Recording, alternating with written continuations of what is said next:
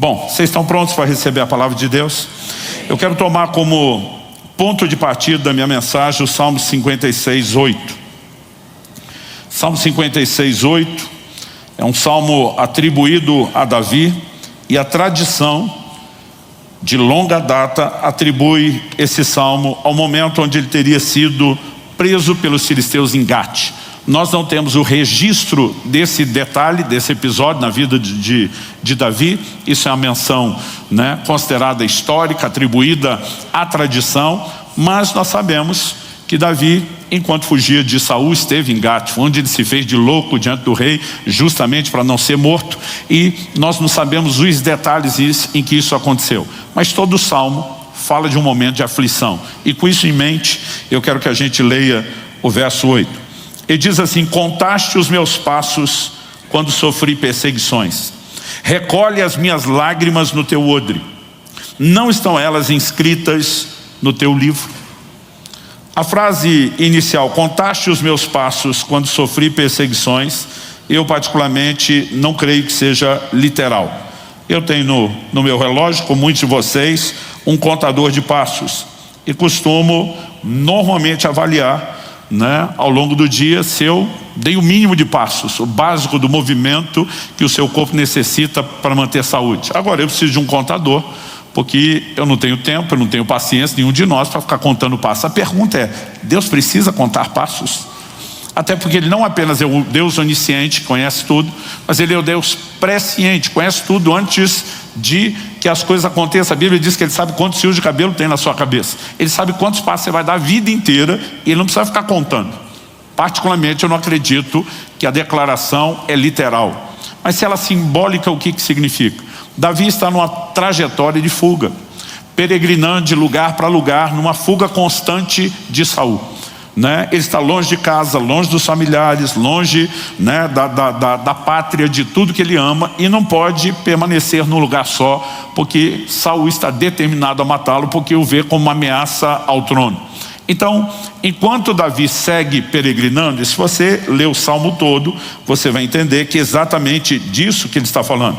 No verso 1 e 2 ele diz assim: tem misericórdia de mim, ó Deus, porque os homens querem me destruir. Todo dia eles me oprimem, lutam contra mim. Os meus inimigos sempre querem me destruir. São muitos os que atrevidamente me combatem. Então, ele está falando a respeito desse período de aflição, onde ele não fica em nenhum lugar. E contaste os meus passos, o Senhor sabe há quanto tempo eu estou fugindo, por onde eu tenho andado, o Senhor sabe tudo o que eu tenho passado, É uma forma de expressar que Deus de fato não está alheio a tudo que ele está passando. E na sequência ele diz: recolhe as minhas lágrimas no teu odre, não estão elas inscritas no teu livro? As lágrimas falam de sofrimento e de aflição, e a Bíblia está falando que nada fica percebido aos olhos de Deus. Agora, isso não significa que Deus necessariamente tem um livro literal de registro de lágrimas, e nem tampouco um odre literal onde elas sejam recolhidas. Essa é uma afirmação da Bíblia que, se você tentar tomá-la como literal, ela está isolada. Não há nada que sustente isso. O que você tem ao longo de toda a Escritura é muito mais a sustentação da figura do que necessariamente uma aplicação literal. Eu lembro que desde a adolescência, quando eu tinha momentos com Deus, de oração, derramando meu coração diante do Senhor, eu me lembro várias vezes levantar no chão, e o chão está literalmente molhado, regado de lágrimas. Eu nunca vi um anjo vir recolher essas lágrimas de forma literal. Nunca conheci um crente, nem pessoalmente, nem com testemunho ao longo da história, que possa sugerir a mesma coisa. Nós não vemos um cumprimento literal disso. Então, seguindo a lógica de todo o texto, a conclusão que eu tenho há mais de 30 anos observando esse texto sempre foi de que isso seria simbólico. Mas o desafio era: qual o simbolismo? Qual o significado disso? E honestamente, eu revirei todo tipo de material de estudo, de comentários bíblicos, todos os materiais dos pesquisadores, gente que estuda a cultura, a geografia, todos os detalhes, para tentar traduzir isso para a gente, e nunca consegui encontrar. Não era uma explicação satisfatória, não tinha explicação nenhuma, ninguém fala nada a respeito do assunto. Mas um dia, conversando com um amigo desse dilema, dizer: eu quero entender isso, ele falou: eu ouvi um pastor norte-americano pregar em cima desse texto. Eu não sei nem quem era, acho que nem na época ouvi o nome, se ouvi não me lembro para poder dar o crédito. Mas ele, resumindo a mensagem do homem, disse que ele pegava esse texto, e foi uma das melhores explicações que eu tive acesso na vida, porque basicamente foi a única, né? Mas ela fez muito sentido. E ele diz, olha, ele trabalhou o elemento cultural. O que é o odre? Quando a gente fala disso hoje tem que explicar, na época todo mundo sabia. O odre era um cantil, uma bolsa feita com couro do animal, né? Onde eles colocavam o líquido dentro e amarravam a boca. Por que normalmente a Bíblia associa o odre ao vinho? Jesus diz que você não põe vinho novo em odres velhos. Em toda a Bíblia você vai achar uma única menção de um odre contendo água. Então ele podia ter esse papel de cantil quando alguém estava em movimento, em viagem, e precisaria de reserva de água e não tinha uma forma mais prática de carregá-lo. Porque aí você não vai levar uma talha de pedra, não vai levar uma vasilha de barro, né? Nada do gênero. Mas você tem uma outra exceção, também uma única vez, que a Bíblia fala de um odre contendo leite. Todas as outras vezes ele está relacionado ao vinho. Por quê? Porque os povos antigos descobriram que o processo de fermentação do suco de uva recém-pisado, esmagado no lagar, né? A fermentação é um processo de transformação natural com açúcar da própria fruta. Eles descobriram que quando você isola o suco da uva num ambiente como o odre, lacrado, e você limita a exposição dele a uma quantidade igualmente limitada de oxigênio, você tem controle sobre a fermentação. Então eles botavam o suco da uva na bolsa, lacravam. Começava o processo de fermentação, a bolsa ia pegar pressão, por isso que Jesus falou que se o odre for velho, se o couro fosse ressecado, não suportaria a pressão, né? Então, por essa razão, ele passou a ser usado basicamente como um instrumento de fermentação, ou traduzindo, de transformação do suco em vinho. E esse pastor dizia, com isso em mente, ele falou, acredito que as pessoas entenderiam melhor, Davi, o que é o suco da uva que vai para o odre, o lugar de transformação, e o que é o vinho que sai depois. Ele falou, o suco da uva é o fruto do espremer das uvas. Ele diz, e o resultado final depois da transformação é algo que em toda a Bíblia está relacionado com alegria. E basicamente ele interpretava um princípio que, se a gente não pudesse construir doutrinariamente, exegeticamente em cima desse texto, ao longo de toda a Escritura é inegável, de que Deus transforma tristeza em alegria. Ele dizia, as lágrimas são fruto do esmagar das aflições nas nossas vidas, assim como o suco de uva é o fruto do esmagar das uvas. Ele dizia, mas se o resultado final é vinho, e o Salmo 104:15 fala do vinho que alegra o coração do homem, que é figura de alegria na Bíblia, né? Aliás, a alegria é um dos frutos do Espírito, e o vinho é um dos símbolos do Espírito Santo ao longo das Escrituras. Então ele dizia, o odre é um ambiente de transformação, de tristeza em alegria. E basicamente o que Davi simbolicamente estaria dizendo seria exatamente isso.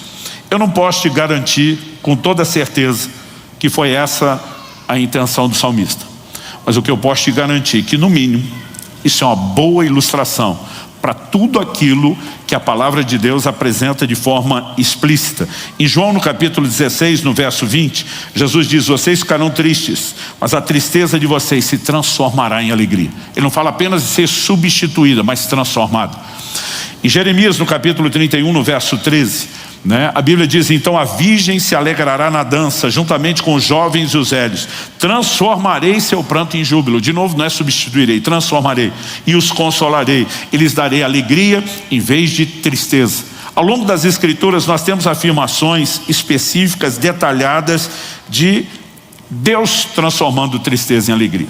Agora, uma coisa é saber que Ele faz. A outra é entender como Ele faz. Porque a única maneira prática de usufruir é se nós entendemos como Ele faz. Então, eu quero trazer uma perspectiva um pouco abrangente dessa maneira de Deus lidar com as questões ligadas à tristeza e alegria. Mas antes de mais nada, ainda tornando longa essa introdução do assunto, eu quero dizer que é indiscutível o poder consolador do Evangelho de Jesus Cristo. Quando Nosso Senhor está em Nazaré, a cidade onde foi criada, depois do período de 40 dias de jejum no deserto, já havia sido cheio do Espírito Santo antes, regressa, diz a Escritura, no poder do Espírito. Ele abre o rolo do profeta Isaías na hora da leitura pública. Ele lê esse texto de Isaías 61, de 1 a 3, está registrado lá em Lucas 4.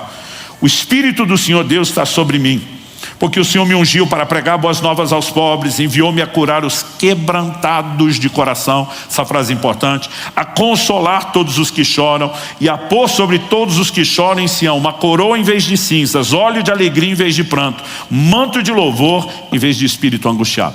Quando ele lê essa porção da Escritura, ele afirma publicamente: hoje se cumpriu essa palavra. Basicamente ele está dizendo: eu sou o cumprimento da promessa, eu sou ungido, eu sou o Messias, a palavra no hebraico significa ungido, eu sou o Cristo, a palavra no grego significa ungido, eu sou aquele que foi ungido para substituir coroa, cinzas por coroa e pranto por óleo de alegria. Ele diz: eu vim trazer consolo. E ao longo do Evangelho nós vemos declarações claras de Jesus. Em Mateus 5,4 ele diz: bem-aventurados os que choram, porque serão consolados. Se você olhar só o prisma da declaração de Mateus, sem considerar de Lucas, e elas não são contraditórias, não são divergentes, são complementares. Se você olhar só Mateus, pode parecer: eu vim consolar os que choram, significa que consolo seria só parar de chorar. Mas a perspectiva de Lucas torna o assunto abrangente. Bem-aventurados são vocês que agora choram, porque vocês hão de rir.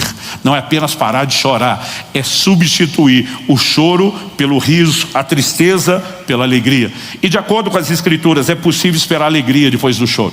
O texto que me chama a atenção desde quando era garoto, Salmo 126, 5 e 6. Os que com lágrimas semeiam, com júbilo ceifarão. O que sai andando e chorando enquanto semeia, voltará com júbilo, trazendo os seus seixos. O Evangelho, ele tem um poder consolador sobrenatural. Deus é um Deus que transforma a tristeza em alegria. Ponto indiscutível. Agora, se nós queremos desfrutar, há algumas coisas que nós precisamos entender. A primeira delas diz respeito ao fato de que nós temos que reconhecer que tanto há tipos distintos de tristeza como de alegria. Se a gente não fizer a separação, nós vamos ter aparentes contradições nas declarações bíblicas. Eu já aprendi desde garoto com meu pai, repito muito isso, que a Bíblia não se contradiz. Então, diante de qualquer aparente contradição, você tem um desafio de interpretação. Como o assunto começou em 2020, na pandemia, eu acordo uma certa manhã e está forte, aceso dentro de mim um versículo da Bíblia. Não é uma lembrança, porque eu não li nada nos últimos dias, semanas, eu diria até meses a respeito do assunto, não ouvi ninguém falar, comentar, pregar, mas eu acordo e aquele versículo está vivo dentro de mim. A declaração envolvendo o rei Ezequias, que está lá em 2 Reis, no capítulo 20, no verso 5. O profeta Isaías tinha vindo dar uma notícia: põe ordem à sua casa, você vai morrer, você não vai viver.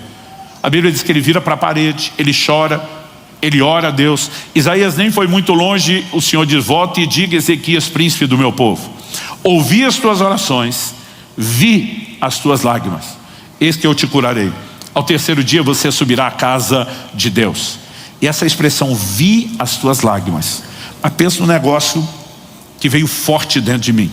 Eu dizia: Deus não apenas ouve as orações, Ele vê as lágrimas, Ele não é indiferente a elas. E é por isso que eu comecei com o Salmo de Davi: contaste os meus passos quando eu sofri perseguições, o Senhor não está alheio a nada disso. Recolheste minhas lágrimas no teu odre, elas estão todas no seu livro, nada passa desapercebido. Mas o Senhor não apenas assiste indiferente, o Senhor realmente está prestando atenção, disposto a fazer algo. E aquele negócio, vi as tuas lágrimas, mas se me deu um surto de fé, enlouqueci.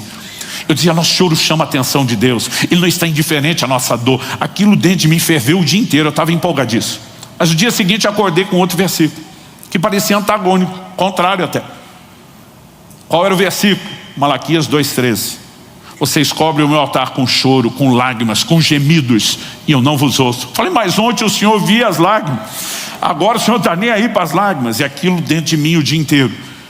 Como a Bíblia não se contradiz, eu entendi, nós estamos diante de um enigma. E Deus quer que eu possa meditar, refletir. Mas gente, eu pensava, eu quebrava a cabeça, não chegava a lugar nenhum.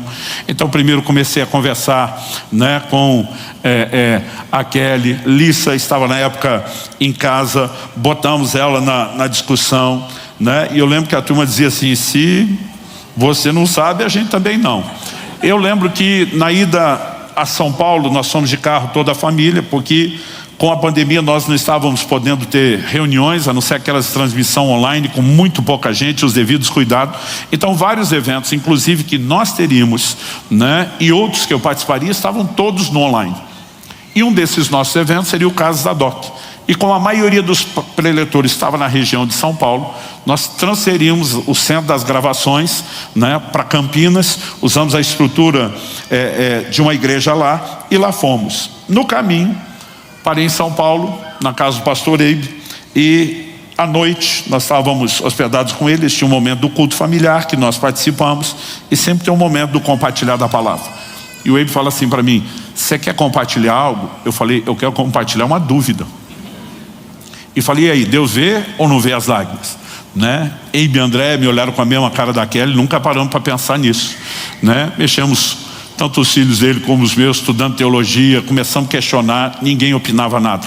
Ao longo da próxima semana, em vários eventos, todos os pregadores que eu encontrava diziam: aí, a turma dizia: nunca parei para pensar nisso, né? E aquela angústia, eu falei: Deus, eu não vou chegar lá sozinho, eu preciso de ajuda. Eu ficava orando. Uma característica que eu tenho, que eu chamo, né, de persistência, minha mulher às vezes chama de teimosia, mas eu dificilmente desisto de alguma coisa, e eu fiquei orando. A gente já estava voltando, tinha passado mais de uma semana, eu diria que talvez em torno de 10 dias, e eu lembro que num momento específico, vindo pela 116 de São Paulo, mais ou menos na altura de entrar no estado do Paraná, que é o último 1/4 da viagem, eu pergunto para Kelly: será que você pode assumir o volante, dirigir? Ela, surpresa, olha, descansou, sou desses fominha para dirigir. Eu falei: não, filha, está baixando um download de banda larga aqui e eu não posso perder essa informação. Nós trocamos de lugar, eu já puxei o computador, comecei a escrever que nem um doido. E eu lembro que o trânsito estava quase parado na serra e ela ficava olhando e dizia: está rendendo aí, né? Como era o sábado à noite, ela falou: pelo jeito já temos a mensagem de amanhã. Eu falei: de amanhã não, do mês todo, né? E eu lembro que eu preguei 4 domingos sobre o assunto, porque Deus me trouxe um entendimento e uma clareza que eu fiquei impressionado. Ele não apenas me dirigiu a pregar aqueles 4 domingos, ele me dirigiu a escrever a respeito do assunto, porque de repente, né, a perspectiva foi abrindo. E o Senhor falou comigo: se você não entender que há tipos de choro, de tristeza, e tipos distintos de alegria, você não vai a lugar nenhum. Porque muitas vezes uma declaração pode envolver um tipo de choro e a outra. Uma declaração pode envolver um tipo de alegria e a outra. Exemplo de tipos de alegria. Paulo escreve aos Coríntios e diz: a tristeza do mundo produz morte, mas a tristeza segundo Deus produz arrependimento. Não dá para dizer que é tudo igual. Uma produz um efeito e um resultado, e a outra outro completamente diferente. Em João 15:11 Jesus diz: para que a minha alegria esteja em vós e a vossa alegria seja completa. Ele está dizendo: a minha é uma, a de vocês é outra. A de vocês sem a minha nunca vai ser completa. Eu vou falar sobre isso depois, mas ele faz a distinção de alegria natural e espiritual. Por que é importante entender isso? Porque Deus falou comigo qual o tipo de lágrima eu prestei atenção, qual o tipo de lágrima eu ignorei. E quando você vai para o texto de Malaquias, que o Senhor diz: vocês choram e eu não estou ouvindo vocês, do que é que Deus está falando? Quando ele declara que não vai ouvir, na sequência o versículo seguinte, o 14 de Malaquias 2, o Senhor diz: vocês perguntam por quê? Mas lógico, Deus diz: invoca-me que te responderei. Agora está dizendo: não vou te atender, não vou ouvir, não vou ver as suas lágrimas. O Senhor diz: vocês perguntam por quê? Ele mesmo responde: porque o Senhor foi testemunha da aliança entre ti e a mulher da tua mocidade, com a qual tu foste desleal. Ele está dizendo: você é infiel, quebra a aliança do casamento, me desonra, quebra a sua aliança comigo, está em pecado. E acho que chorou por um problema, eu simplesmente venho correndo te atender. Deus está dizendo: é ruim, que eu vou te socorrer nessa hora e nessa condição. O tipo de choro é completamente diferente, né? O choro que Deus ignora, ele tem muito mais a ver com lágrimas derramadas por uma circunstância e não pelo pecado. É o que a gente chama do choro de remorso e não de arrependimento. Um exemplo disso, Esaú. Gênesis 27:38 diz que depois que Esaú toma conhecimento que o pai havia abençoado Jacó e não ele, a Bíblia diz: levantando Esaú a voz, chorou. A releitura feita desse episódio no Novo Testamento, em Hebreus 12:17, falando de Esaú, é: pois sabeis também que posteriormente, querendo herdar a bênção, foi rejeitado, pois não achou lugar de arrependimento, embora com lágrimas o tivesse buscado. Chorou, mas a Bíblia diz: não tinha lugar de arrependimento. As pessoas estão lamentando a perda da consequência do que fizeram, mas não a essência da quebra de princípio e nem da desconexão com Deus. É só você olhar a forma como Davi e Saul reagem. Ambos pecaram, ambos foram confrontados por profetas.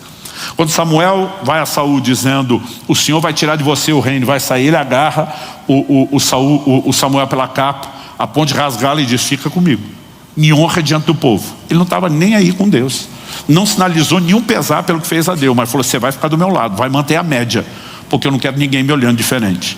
Então naquele momento a única preocupação é: o que é que eu vou perder aqui nas circunstâncias?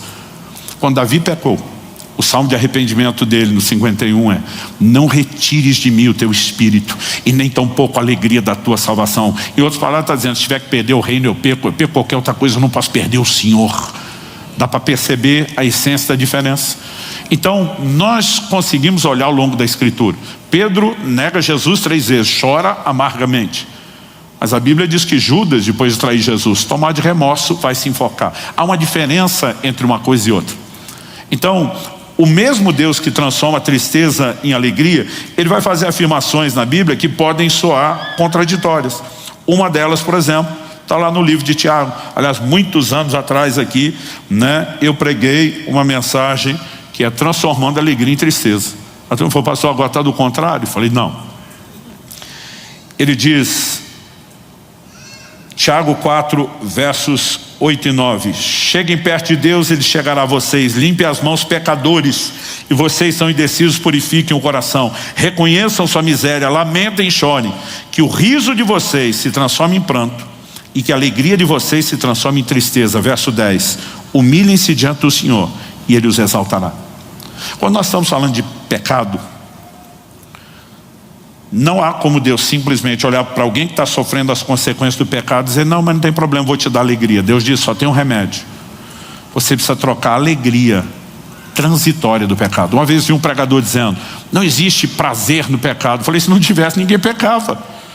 Hebreus 11, 25 fala dos prazeres transitórios do pecado. Tem alegria? Tem. O problema é que ela é ilusória, passageira, como o pastor Marciano gosta de dizer, muita manchete para pouca notícia. Ele não entrega o que prometeu, mas se não tivesse alegria, ninguém faria. Agora, a pessoa foi buscar alegria na fonte errada, desconectou da mais plena fonte de alegria, que é Deus, que eu vou destacar isso daqui a pouco. Deus está dizendo: só tem uma forma de resolver o seu problema. Arranca essa alegria mentirosa, troca ela pela tristeza segundo Deus, que produz arrependimento para a conexão, para que depois eu troque sua alegria, sua tristeza pela verdadeira alegria. Sabe, se você não faz as distinções, daqui a pouco Deus é refém de qualquer pecador que não quer consertar. Chorou, Deus está dizendo: sou obrigado a socorrer. Aliás, um irmão um dia falou para mim: pois é, pastor, como diz a Sagrada Escritura, quem não chora não mama. Eu falei: como é que é? Ele me olhou assim com a cara de: não está na Bíblia não? Eu falei: claro que não. Ele falou: mas bem que podia estar. E até hoje eu não sei se era ignorância, ou palhaçada, ou misto das duas coisas, mas alguns parecem acreditar que, feito criança mimada, se eles chorarem, fizer birra, Deus tem que vir correndo, e às vezes nós somos inclusive encorajados a fazer do choro um estado permanente, e a gente até canta, vai chorando, geme, chora, Eu quero te apresentar um entendimento de que o choro, a semelhança de quando a gente fala de saúde e vai falar do estresse, deveria ser uma situação e não uma condição. É inevitável que ao longo da vida nós temos períodos cíclicos, nós temos altos e baixos, e haverá, naturalmente falando, não só alegria como também tristezas. Às vezes você pode viver um momento, às vezes você pode viver outro, às vezes você pode viver a alternância dos dois muito perto.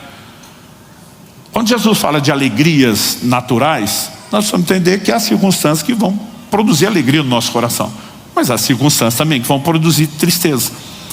Agora, daqui a pouco nós vamos abordar a ideia de que não devemos alimentar o nosso humor, emoções com as circunstâncias. Mas se a gente não fizer primeiro essa distinção, não vai fazer muito sentido aquilo que a gente precisa compreender na sequência. Só que antes de falar dos tipos de alegria, para a gente entender a verdadeira alegria, eu quero destacar um pouquinho aqui o que eu quero chamar da importância de compreender o processo. Porque Deus tem formas e maneiras de trabalhar. Então, vamos voltar um tempo atrás para eu poder compartilhar algo interessante aqui com vocês. Começamos a igreja em julho de 2005. No início de 2006, Semana Santa, nós resolvemos fazer um retiro com boa parte da liderança, né, e de gente comprometida da igreja, mas não só da nossa, de outras das alcances já tínhamos, de igrejas vinculadas, porque eram todas igrejas novas começando. A gente tinha nem quórum para fazer um acampamento, um retiro junto, então sozinho nós nos unimos. Um dos preletores desse acampamento era o meu amigo pastor Marcelo Jamal. Eu amo a forma como o Jamal prega, e normalmente ele tem uma linha de raciocínio que ele não sai dela de jeito nenhum. Ele estava no meio de uma exposição, ele para e fala assim: gente, vou cometer um deslize profético aqui. Ele já está dizendo, vou sair do assunto, mas já volto. E quando ele se chamou de profético, eu entendi, estou sentindo de Deus falar isso. E ele, do nada, não tinha nada a ver com o assunto, ele chama o Salmo 35, porque a sua ira dura só um momento, mas o seu favor dura a vida inteira. O choro pode durar uma noite, mas a alegria vem pela manhã. Quando ele fala isso, dá para perceber que Deus está mexendo conosco de uma forma diferente. Mas ele olha e pergunta: gente, essa declaração é literal? O choro dura uma noite, a alegria vem pela manhã. Ele falou: se fosse literal, nossos problemas se resolveriam em no máximo 24 horas, se tivesse começado logo de manhã, senão durariam bem menos. Todo nascer do sol, o jogo estava zerado, começava tudo de novo, né? E a gente não teria motivo de chorar por nada há muito tempo. Mas ele falou: a própria Bíblia fala de pessoas que choraram muitos dias. Então não estava funcionando para elas, não está funcionando para nós. Eu falei: isso é literal? Ele falou: eu não creio. Olhando toda a escritura, ele disse: se não é literal e é simbólico, qual a simbologia? Porque é a Bíblia que explica a Bíblia. Você não pode inventar a simbologia que você quer. Então ele falou assim: o que prevalece na noite são as trevas, o que prevalece no dia, a luz. E diz: trevas na Bíblia fala de ignorância, luz fala de revelação. Quando ele fala isso, na hora eu lembro de duas declarações de Paulo na mesma epístola aos Efésios. No capítulo 4 ele fala de pessoas que estão entenebrecidas no entendimento, separadas da vida de Deus pela ignorância que há neles. Ignorância associada a trevas no entendimento. Mas no capítulo 1 ele está orando por espírito de revelação e ele diz: para que sejam iluminados os olhos do vosso coração. Então na Bíblia, trevas e ignorância, luz, revelação. E diz: o choro prevalece onde a ignorância da palavra, mas a alegria vem quando a luz entra, quando há revelação. Eu lembro que eu sentado na primeira fila pensei em voz alta: uau! Ele olha para mim, não sei se o uau chamou a atenção, mas quando ele olha para mim ele falou: eu só sou o profeta jogando aqui um insight que o Espírito Santo trouxe. Ele aponta o dedo para mim e fala: o mestre é você. E quem vai escrever um livro inteiro sobre isso é você. Alguém do lado: glória a Deus. Eu falei: glória a Deus, porque não é tu. Eu falei: eu não sabia nem o que ele está falando, agora sou obrigado a escrever um livro inteiro só sobre... Gente, eu nem levei aquele negócio a sério. Foi só o dia que eu terminei de escrever o livro que o Espírito Santo me fez lembrar. Mas parece que eu assisti um filme, Jamal me olhando, apontando o dedo. E quando essa recordação veio, não parecia ser mera recordação, né? Parece que Deus me fez assistir aquilo de novo. O Espírito Santo falou comigo: eu quero que você leve luz da minha palavra para dissipar as trevas da ignorância. Para quê? Para que a gente possa viver intervenção. Então, se é a palavra que dissipa isso, nós precisamos entender isso de forma completa e abrangente. Quando eu olho para as Escrituras, em primeiro lugar, o choro é legítimo. Há momentos onde eu e você estamos enfrentando a dor e não tem por que negar isso. A Bíblia diz que Jesus chorou. João 11:35. Curioso é que ele chora porque Lázaro, seu amigo, morreu. Mas ele chora antes de ressuscitá-lo e sabe que vai ressuscitá-lo porque avisou os seus discípulos que vai ressuscitá-lo. Tecnicamente não tinha nem motivo para chorar, porque era uma situação que já ia ser mudada, mas antes de mudar, ele se reservou o direito de chorar. Isso me faz entender que eu e você, que somos gente como qualquer outro, temos todo o direito de chorar. E há situações onde é importante que a gente chore. Mas como eu disse, biblicamente, o choro está mais para uma situação do que para uma condição. Porque Deus, o mesmo Deus, quer trazer consolo. Há momentos onde o choro não é uma conformação com a derrota. Jesus não estava só simplesmente dizendo: vou aceitar isso de forma passiva, porque tinha uma palavra de Deus para mudar aquele quadro. Mas ainda assim chorou. Quando Ezequias chora virado para a parede, evidentemente, nas minhas contas, ele tinha 39 anos de idade, né? A gente tem a sensação de que a vida, pelo menos em termos de construir algo efetivamente, a partir dos 40, ele não queria morrer. Mas ele também fala para Deus: eu te honrei, eu vivi de forma que te honre, e agora estou esperando que o Senhor faça o mesmo. Naquele momento o choro é muito mais uma expressão de fé, uma declaração de eu não posso fazer nada, eu não tenho como mudar coisa nenhuma, mas o Senhor pode, e eu estou transferindo para você. Então o choro, ele tem muitos aspectos. Ele pode muitas vezes ser mais do que o desabafo de um sentimento, né? Ele pode ser parte de uma linguagem até mesmo de fé. Ana, estéril por muito tempo, eu não acredito que ela orou uma única vez na vida para ser atendida, mas a Bíblia fala de um dia que ela está no templo e ela chora e chora e chora diante de Deus, a ponto do sacerdote Eli tê-la por embriagada. Mas quando ela levanta daquela oração, ele olha para ela e ele pronuncia a bênção: que o Senhor te conceda a petição que fizeste. E o quadro dela é sobrenaturalmente revertido. Davi chega com seus homens em Ziclag, descobre que os filisteus haviam atacado a cidade enquanto eles estavam ausentes. 3 dias antes, os amalequitas, haviam atacado a cidade enquanto eles, morando na terra dos filisteus, fugindo de Saul, estavam ausentes. E a Bíblia diz que quando chega lá, a cidade está destruída, queimada, mulheres e filhos tinham sido levados cativos, assim como todo o gado e os bens. A Bíblia diz que Davi e os seus homens choraram até não ter mais força para chorar. Uma coisa é você parar de chorar porque foi consolado, a outra é você parar de chorar porque não aguenta mais continuar chorando. Mas a Bíblia fala no verso 6 de 1 Samuel 30: Davi, porém, se fortaleceu no Senhor seu Deus. É importante chorar? É. Mas só o choro não estava produzindo muita coisa. E ele tem um posicionamento de fé. Ele consulta o Senhor. Ele faz a Deus 2 perguntas. Curioso é que Deus dá 3 respostas. Deus responde a pergunta que eu acredito, imagino, que ele não teve coragem de fazer, estava temeroso. Primeira pergunta: Senhor, devo perseguir os amalequitas? Deus diz: vai que é tua, Davi. Segunda pergunta: vou alcançá-los? Já faz 3 dias, eles estão na dianteira, estão longe. O Senhor diz: vai alcançá-los. E aí o que ele não pergunta, Deus diz: você vai recuperar tudo e todos.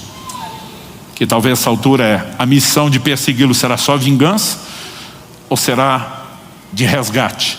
E Deus está dizendo: vão recuperar tudo.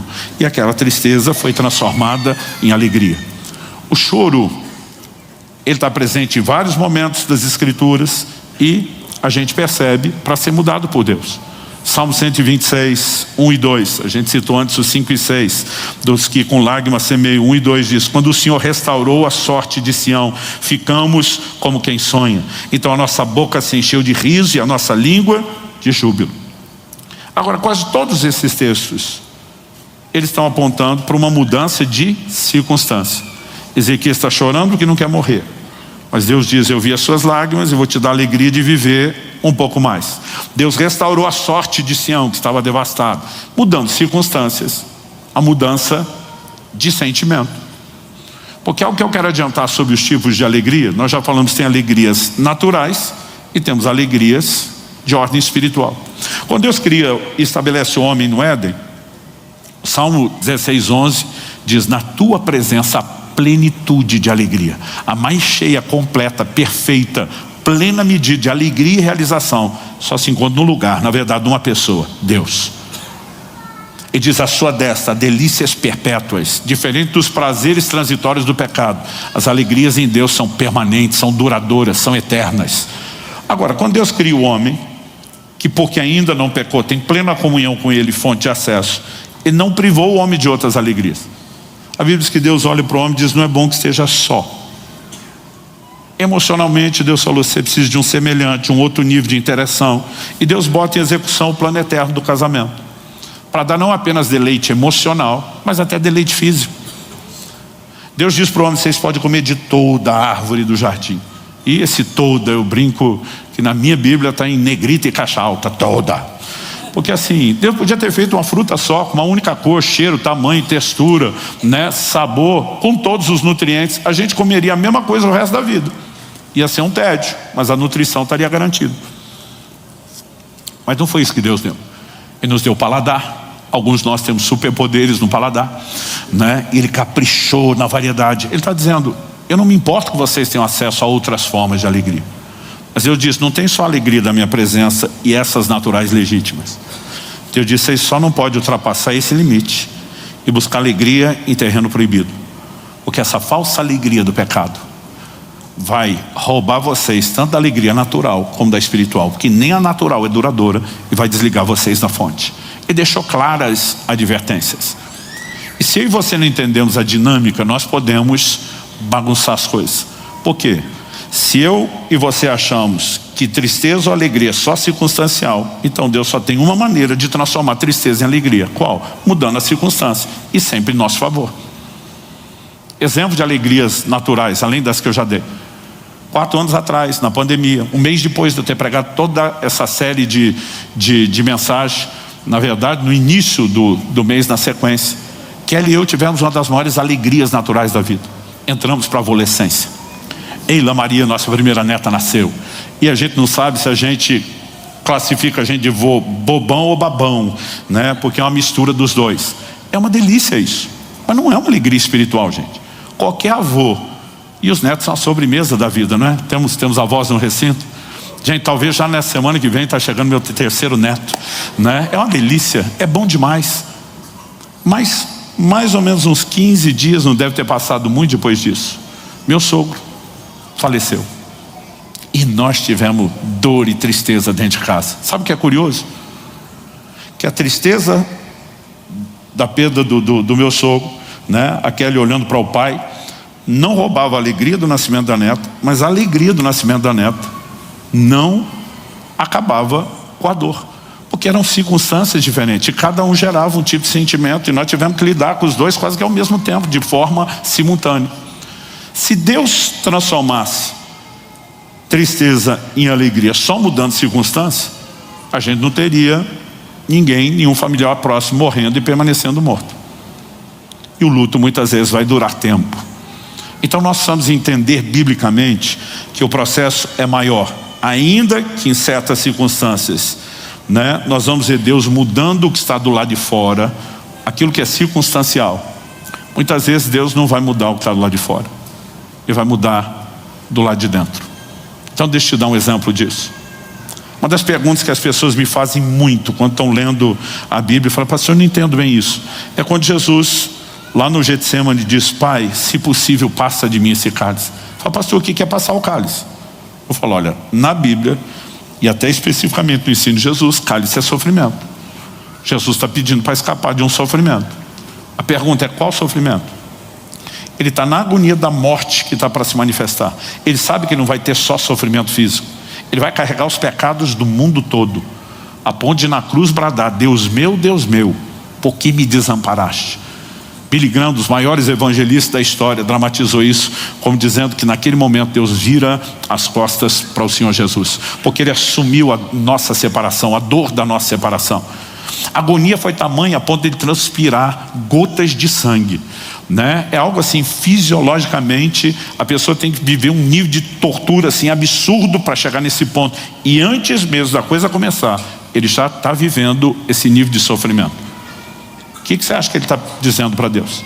O livro de Hebreus explica o que aconteceu lá no Getsemane, e essa releitura é importante. Hebreus 5, de 7 a 9 diz assim: Ele, Jesus, nos dias da sua carne, ou seja, enquanto como homem, como eu e você nos dias do seu ministério terreno, tendo oferecido com forte clamor e lágrimas, orações e súplicas a quem o podia livrar da morte, e tendo sido ouvido por causa da sua piedade, embora sendo filho, aprendeu a obediência pelas coisas que sofreu, e tendo sido aperfeiçoado, tornou-se o autor da salvação eterna para todos os que lhe obedecem.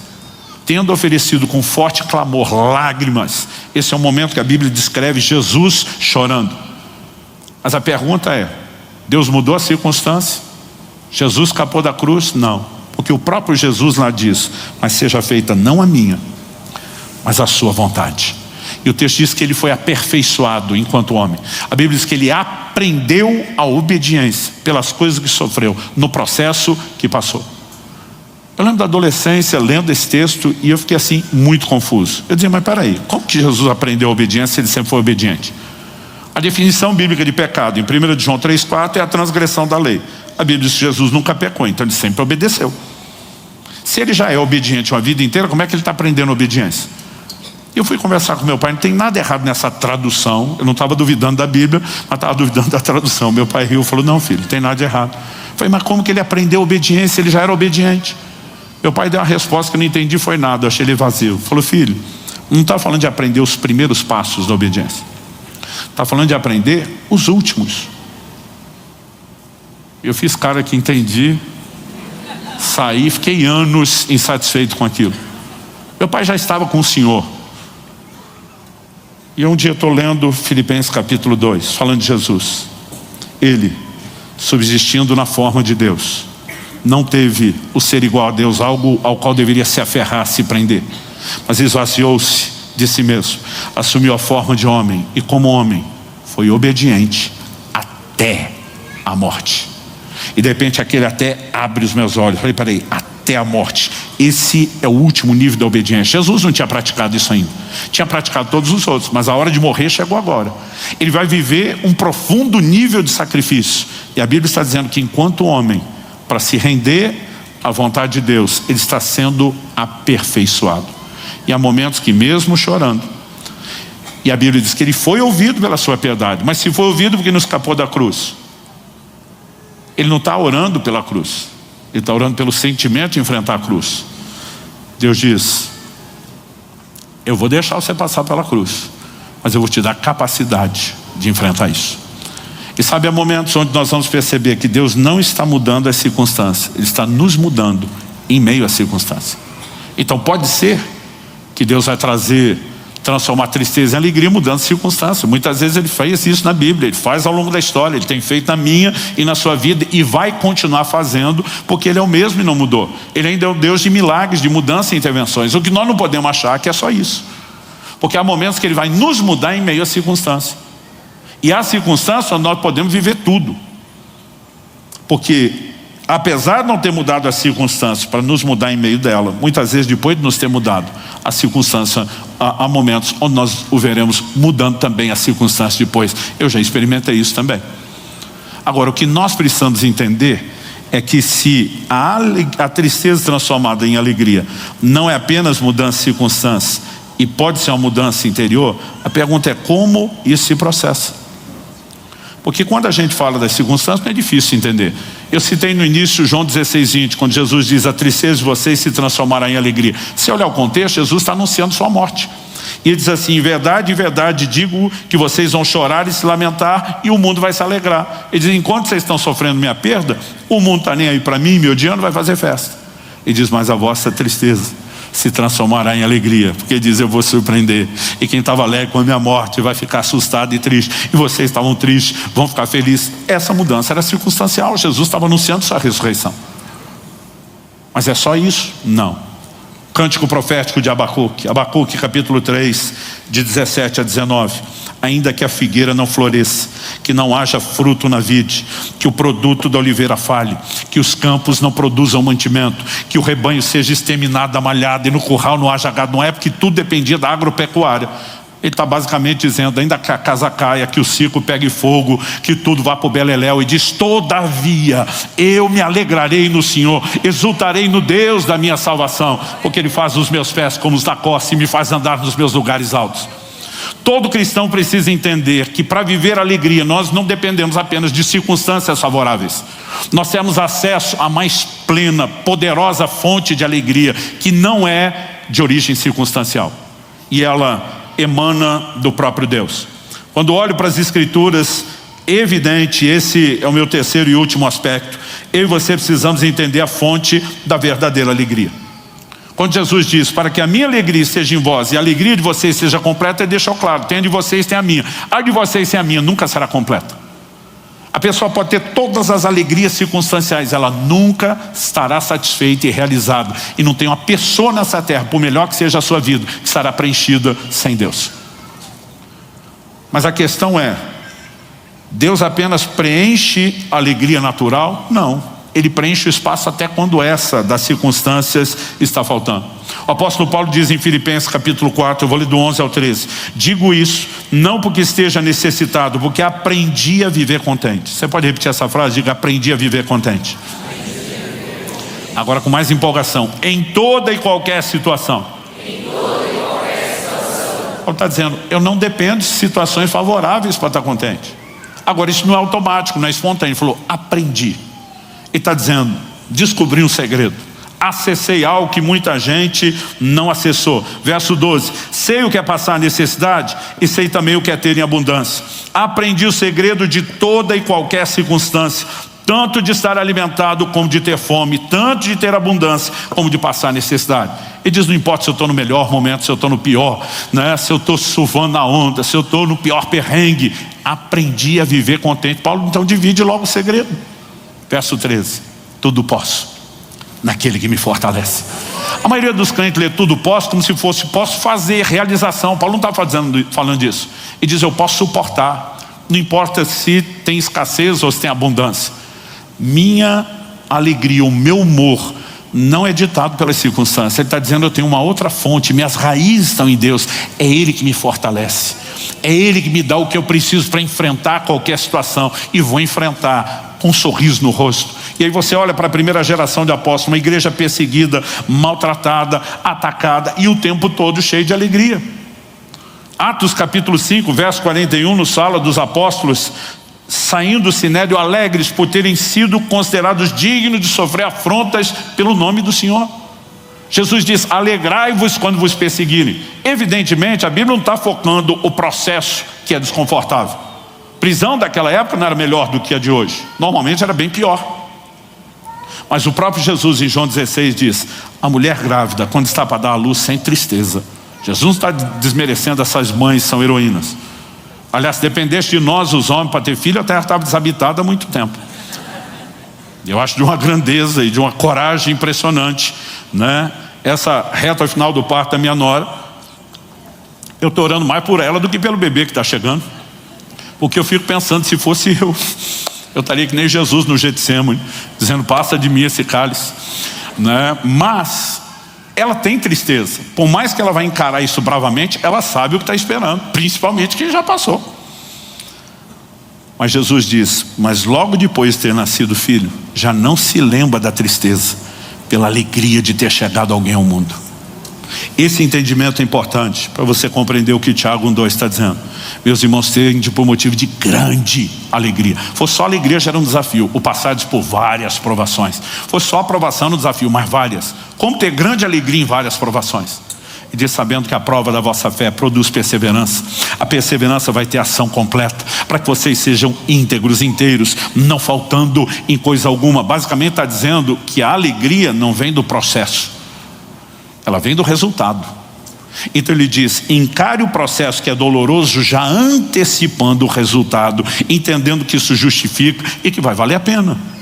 Agora, se a gente apenas administrar isso, nós vamos dizer que nós estamos num mero gerenciamento psicológico e emocional, de uma alegria que ainda continua circunstancial. Mas a Bíblia, além de nos levar até essa boa atitude, ela ainda nos leva a conectar com a fonte que é sobrenatural de consolo. De um Deus que pega o fruto do esmagar das nossas aflições, as lágrimas, e tem o poder de transformar em alegria. E ao olhar para as Escrituras, eu vejo declarações de Deus fazendo isso de forma sobrenatural. Salmo 16, 8 e 9, Davi diz, tenho o Senhor sempre diante de mim, estando Ele à minha direita, não serei abalado. Por que não serei abalado? Ele está passando por circunstâncias difíceis, mas com Deus dá para segurar. Por isso o meu coração se alegra, o meu espírito exulta. E é depois disso que ele vai afirmar no verso 11, tu me farás ver os caminhos da vida, na tua presença a plenitude de alegria, e à tua direita a delícias perpetuamente. Nós precisamos resgatar a conexão com a alegria sobrenatural. Há uma relação na Bíblia, não só como Deus sendo a fonte da plena, a mais cheia medida de alegria, mas uma alegria que preenche qualquer alegria nossa, que sem a dele nunca será completa. E quando a Bíblia fala sobre isso, ela relaciona muito com a pessoa do Espírito Santo. Atos 13, 52 diz que os discípulos estavam cheios de alegria e do Espírito Santo. Nós precisamos entender que essas coisas vão sendo relacionadas. Só que você pega essa declaração, cheios de alegria e do Espírito Santo, parece duas coisas desconexas. Todas as outras afirmações bíblicas mostram que elas estão conectadas. Gálatas 5:22 fala que o fruto do Espírito é, entre vários aspectos, alegria. Romanos 14:17, o reino de Deus não é comida nem bebida, mas justiça, paz e alegria no Espírito Santo. Não meramente circunstancial, no Espírito Santo. 1 Tessalonicenses 1,6, Paulo diz: vocês se tornaram nossos imitadores do Senhor, recebendo a palavra com a alegria que vem do Espírito Santo, apesar dos muitos sofrimentos. Ou seja, dependesse das circunstâncias, está todo mundo triste. Pedro fala que as provações têm esse poder de contristar, mas ele diz: tem uma alegria que vem do Espírito Santo. Nós estamos bebendo de outra fonte, nossas raízes estão em outro lugar. Mas um texto que eu amo, Hebreus capítulo 1, verso 9: Deus, o teu Deus, te ungiu com óleo de alegria como a nenhum dos teus companheiros. Ungido com óleo de alegria. Basicamente a Bíblia está dizendo que é uma unção de alegria. Lembra quando Jesus em Lucas 4 cita Isaías e ele diz: eu vim consolar os que choram, pôs sobre os que choram iniciou uma coroa em vez de cinza. Ele diz: dar óleo de alegria em vez de pranto. Existe uma unção sobrenatural. Eu tive minha primeira experiência com isso aos 8 anos de idade. Estava profundamente chateado com as circunstâncias que hoje, com a bagagem e experiência da vida, com certeza não teria me afetado tanto. Mas na época, para a imaturidade, eu estava devastado. Mas eu levei o assunto a Deus. E eu gastei tempo suficiente na presença dele para conectar nessa bendita tomada. E eu lembro de um momento onde a oração virou, a glória de Deus encheu aquela sala, eu fui cheio do Espírito Santo. Mas diferente de tudo que eu tinha experimentado até aquele dia, o resultado não era apenas orar em outras línguas. Eu fui tomar de uma alegria inexplicável, que parece que eu explodi. Eu me via rolando no chão da sala de casa, rolando, rindo, mas de doer a barriga. Era uma coisa assim, mas não era como rir de algo engraçado. Era um transbordar de prazer e deleite inexplicável. E quando parecia que eu ia me recuperar, uma outra onda de glória vinha e me pegava, né? Foi uma atrás da outra. Eu lembro o momento onde, muito tempo depois, eu levanto aquele chão. As circunstâncias eram as mesmas, mas eu não era mais o mesmo. Aquilo me afetava. Eu estava conectado na fonte. Nós precisamos resgatar a expressão de uma alegria que é maior do que qualquer circunstância. Muitos de nós estamos vazios porque estamos buscando na fonte errada. Quando Jesus olha para a mulher samaritana e diz: quem beber dessa fonte voltará a ter sede, ele não falava só da fonte. Ele estava falando de todas as fontes que aquela mulher estava procurando. Ele falou: você já teve 5 maridos, o que você tem agora não é. Ele está dizendo que você vai beber de tudo e não vai encontrar alegria em absolutamente nada. Mas quem beber da água que eu lhe der. E aí nós temos a diferença. Nos últimos anos Deus começou a trazer um entendimento tão claro e maduro dessas coisas, mas também uma experiência que começou a me levar para um lugar de crise. No ano passado eu tive uma experiência com a visitação de Deus. Eu nunca senti tanto deleite na minha vida. Kelly observa, depois de uns dias ela falou: você te conhece, você está em crise. Eu falei: estou em crise. Ah, foi idade? Eu falei: não, virei os 50 na melhor fase. Estamos vivendo a melhor fase do nosso casamento, dos filhos, do ministério, tudo. Só tenho gratidão a Deus. Ela falou: qual a crise? Eu lembro que eu olhei para ela e falei: amor, nós estamos vivendo um momento de colheita depois de décadas de semeadura. Ela falou: é verdade. Eu falei: nós estamos no nosso melhor momento financeiro da vida. Eu falei: mas durante anos teve tanta coisa que a gente queria e não podia. Ela falou: é verdade. Eu falei: agora que a gente pode, eu não quero. Ela falou: eu acho que é um sinal de maturidade. Eu falei: tomara, porque senão é autossabotagem. Mas ela falou: qual é a crise? Isso ainda mexe comigo. Eu falei: a crise é porque nós perdemos tanto tempo querendo essas coisas, achando que isso nos daria alguma alegria e satisfação que nunca se compara ao que estava à nossa disposição o tempo todo, de forma gratuita. E a gente, distraído, correndo atrás daquilo que não preenche, não acessava de forma mais profunda o que nos preenche. Quando Davi chora arrependido, ele diz para Deus 2 coisas: não retires de mim o teu espírito. A gente viu a conexão entre Espírito Santo e alegria. Mas ele diz: e nem tão pouco a alegria da tua salvação. Qual deveria ser a maior alegria na minha e na sua vida? Não deveria ser circunstancial. Em Lucas, no capítulo 10, no verso 17, os discípulos que tinham sido enviados por Jesus, não só para pregar o evangelho, curar enfermos, mas também expulsar demônios, eles voltam empolgados. O texto diz assim: então os 70 voltaram cheios de alegria, dizendo: Senhor, em teu nome os próprios demônios submetem a nós. Eles estão empolgados com algo que é circunstancial. Gente, é uma delícia ver o poder e a autoridade do nome de Jesus. Expulsei meu primeiro demônio aos 15 anos de idade. Eu gostei tanto que entrei no time dos caça-fantasmas. Podia ver alguém tremer na igreja, até é meu, dava quase briga, né? A gente queria ver a autoridade do nome de Jesus. Isso é maravilhoso. Não só a realidade do mundo espiritual. Uma cena que eu tenho forte assim na minha memória. Nos primeiros anos do pastorado em Guarapuava, um líder de uma célula me liga e fala assim: pastor, podemos antecipar e agendar sua supervisão? Eu falei: supervisão de célula é surpresa, filho, senão não seria supervisão. Ele falou: mas eu preciso do senhor essa semana. E eu sei que é muita gente para visitar. Eu falei: amigo, não é assim que funciona. Ele falou: pastor, deixa eu ser honesto. Nós chamamos um cara metido com a magia, o reino das trevas, que o senhor não tem noção. E ele aceitou vir na célula. Ele falou: vai dar ruim. Não tem chance desse cara do jeito que está. A hora que bater com a presença de Deus ali, não dá conflito. Ele falou: eu não estou preparado para isso. Ele falou: nunca te pedi, eu preciso de você. Lá fui eu. Sentamos, a reunião vai começar. Primeiro acorde que a pessoa bate no violão e chama o nome de Jesus, a criatura endemoniou, mas de um jeito nem eu tinha visto. Pelo jeito ninguém, porque não sobrou um crente na sala além de mim.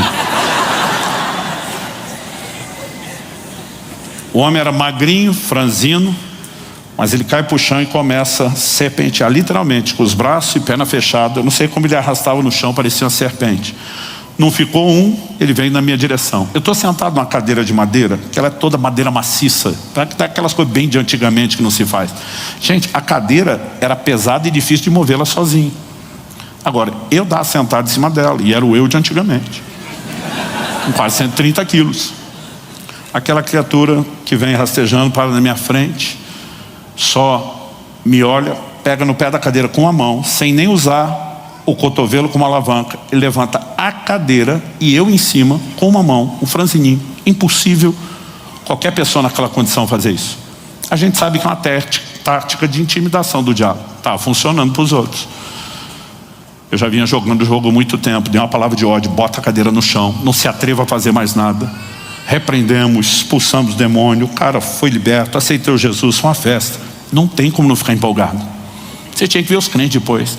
Eu sabia que Jesus é maior. Eu falei: sabia, mas depois do resultado, a empolgação, a euforia. E os discípulos voltam. Eu fico tentando imaginar as primeiras experiências, gente. Só que é o que Jesus responde, 18. Jesus lhes disse: eu via Satanás caindo do céu como relâmpago. Ele foi estar perdendo faz tempo, ele está apanhando faz tempo. Verso 19: eis que eu dei a vocês autoridade para pisar em cobras e escorpiões, sobre todo o poder do inimigo, e nada absolutamente lhes causará dano. Ele está dizendo: vocês têm mais autoridade do que pensam, vão viver um domínio sobre o reino das trevas maior do que vocês sonham. Mas ele já avisa antes: no entanto, alegrem-se, não porque os espíritos se submetem a vocês, e sim porque o nome de cada um de vocês está registrado, arrolado nos céus. E diz mais do que a alegria do circunstancial. Até quando o circunstancial é afetado pelo sobrenatural, o poder de Deus está se manifestando, o nome de Deus está sendo glorificado. E diz: tem um motivo de alegria maior, a salvação eterna de cada um de vocês. Agora minha pergunta é: o que um crente que entende o que lhe aguarda está se permitindo desanimar tanto com a circunstância, a ponto de jogar fora a alegria eterna? Gente que é afetado pela circunstância está virando as costas para Deus, está relaxando na vida espiritual. Meu querido, haverá um dia onde nós vamos viver a plenitude do que Deus tem. O livro do Apocalipse diz que Ele enxugará dos olhos toda lágrima, que lá não haverá mais morte, não haverá maldição, não haverá lembrança das coisas passadas, não tem perrengue que dure. Agora, mesmo antes de viver essa plenitude, há uma alegria incapaz de ser medida e mensurável, incapaz de ser explicada, mas que está à minha e à sua disposição. E nós precisamos entrar nesse lugar. Sabia que Deus transforma a tristeza em alegria? Sim, mas não é automático. Se você se entregar à dor do processo, não antecipar em fé a alegria do resultado, você não vai longe. Se você, como Paulo, não tirar os olhos da circunstância para conectar nele intencionalmente e dizer: é Ele que me fortalece. Quando Paulo e Silas estão na cidade de Filipos, para quem ele está escrevendo, e o povo para quem ele está escrevendo lembra do que eles passaram.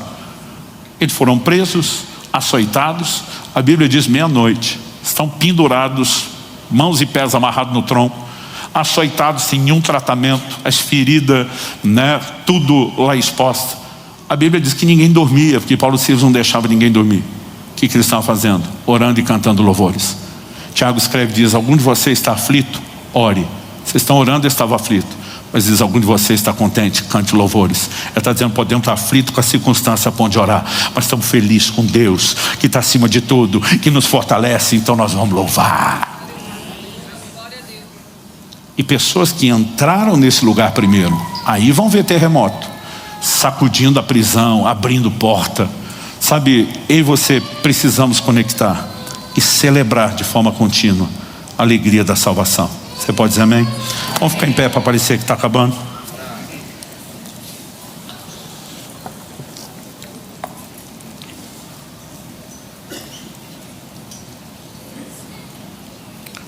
Até que chega o momento em que se cumpra Apocalipse 7:17, onde Deus enxugue dos olhos toda lágrima.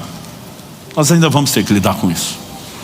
Tanto que a orientação prática de Romanos 12:15 é: alegrem-se com os que se alegram, chorem com os que choram. Nós ainda vamos chorar, às vezes pelas nossas circunstâncias, às vezes pela dor das circunstâncias dos nossos irmãos, mas o choro não deve ser uma condição, ele tem que ser uma situação. Mesmo o luto, que não pode ser negado e precisa ser vivido, não deve ser permanente. Quando a gente olha para as Escrituras, a gente entende isso. E sabe, a minha preocupação em trazer essa palavra hoje não é apenas aqueles que nesse momento estão talvez vivendo um momento de dor e de choro ou de tristeza, porque mesmo você que talvez circunstancialmente está no melhor momento, a vida é cíclica e daqui a pouco podem ter circunstâncias que vão te tocar. E o que eu e você precisamos é, como Paulo diz, eu aprendi a viver contente em qualquer situação. Meu combustível não é só alegria natural. Quando ela vem é um plus, é um algo mais. Quando ela falta, o carro funciona da mesma forma. Ele segue com outro combustível. Esse dia alguém estava me explicando: pastor, esse carro é híbrido, é gasolina e elétrico. Faltou gasolina, o elétrico deixa ele andando. Faltou energia e tem gasolina, ele continua andando. E aí você, precisamos entender que de alguma forma Deus nos deu um combustível emocional, que são alegrias circunstanciais, mas nos deu um bem melhor do que esse, um outro nível de octanagem. E a minha e a sua vida tem que ser movida por isso. Mas nós temos que viver conectado na fonte. Essa relação com Deus não pode ser de vir apenas um culto por semana e achar que tudo tem que acontecer num culto que a gente quer que termine o mais rápido possível. A conexão tem que ser diária, tem que ser contínua. Quando Paulo escreve, diz orai sem cessar, ele está dizendo permaneça conectado o tempo todo. Não importa se você está no seu trabalho, se está na vida comum do lar, você está consciente de Deus, você está conectado com Ele. Você pode permitir, não apenas Ele te sustentando, mas às vezes até evitando situações ruins, pela direção do Espírito Santo. Feche seus olhos por um instante. Pai, eu oro com os meus irmãos e irmãs. Eu creio que o Senhor quer nos dar mais do que informação, que oriente decisões e um estilo de vida que precisamos ter. Eu creio que o Senhor quer trazer mais do que o combustível emocional, daquele fôlego motivacional. Nós cremos no despertamento espiritual. E eu oro que o poder do Teu Espírito Santo, chamado nas Escrituras de o Consolador, se manifeste hoje nesse lugar, na vida daqueles que estão enfrentando circunstâncias, situações que têm trazido dor. Nós oramos a Deus não apenas para que o choro cesse, porque sabemos que o consolo é mais do que isso.